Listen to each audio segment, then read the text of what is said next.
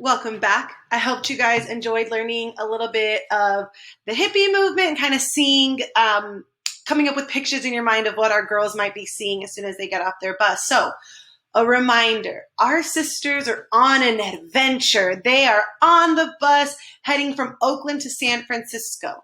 Delphine is going to make sure that these girls have something to write about for their back to school essay. Right. Wish we had a camera. Once we arrived in San Francisco, Fern stopped singing, "I saw something," and we stopped asking her to tell us what she had seen. We got off the bus and were greeted by hippies hanging out by the bus stop. It wasn't right to stare at them like they were in an exhibit, but we couldn't help it. We didn't see many hippies in Brooklyn, not where we lived, and there was a whole tribe of them before us. All kinds of mostly white hippies with long hanging hair. You couldn't miss the guy in the green, red, and white Mexican poncho or the moppy hair covering his face. I'd have called it an afro, except it was on a white guy's head. I wonder if that made a difference. The hippies sat on the grass. One read a small book. 3 girls swayed while Poncho Man played his guitar. They must have been out protesting and were done for the day. Their signs lay on the grass. Peace. Ban the draft. Make love, not war. I wish we had a camera. Pause. What is the draft? If we don't know, we're going to learn about it really quickly. So it's something that is called selective service, and I'll show you what that means. So we're just going to watch a few seconds of this clip. Selective service, basically they drew your birthday from a card, from like a lottery, and that's how they decided who would join the military in the 1960s when they needed more soldiers. The Selective Service Act of 1917 set up the structure of the system as it exists today. It certainly made it more equitable. It outlawed purchase and substitution. It established exemptions or deferments for things like medical reasons, for ministerial students, for hardship cases. Wilson leaves the controls not in the hands of the federal government, not even in the hands of the military, but in the hands of 4,000 local draft boards across the country who will be asked to make decisions in their community about who goes and who doesn't have to go. The federal government sweetens military service with new benefits for... So at this time, that was one of the ways that they recruited or that they got people into the military, was this draft. And that's one of the things that the hippies are protesting.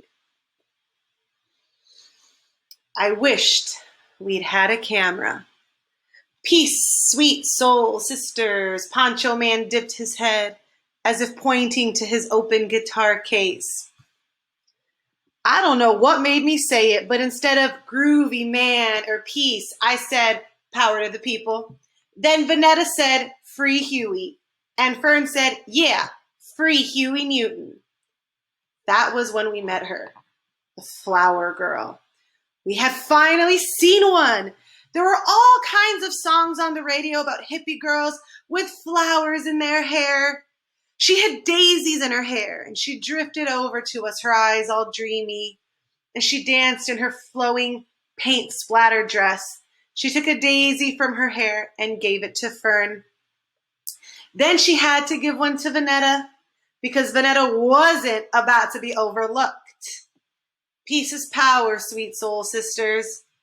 We wanted to crack up, but save that for later. We took the flowers and dropped 2 nickels and 5 pennies in Poncho Man's guitar case. Even though I could have figured it out, I asked him where Grant Street was. He pointed east. We gave the hippies the peace signs and the power sign and walked over to Grant Street. So they finally meet hippies. They're out here talking about power to the people. That's stuff that they learned at the Black Panther Party. We were excited by the sight of metal rails in the street. The cable car was second on my list of activities. Our first activity was sightseeing in Chinatown. You know when you're in Chinatown. The buildings are just like they are in China. That's a temple, I told my sisters. I had seen the pictures in National Geographic magazine and in the encyclopedia. Nothing compared to actually seeing the roofs like tiled lampshades or hats. Dragons of every color, gold, red, blue, green, pink. Big heads with large fangs, big eyes, monstrous paws. We needed a camera. Teachers, in your slides, I actually included a video of Chinatown.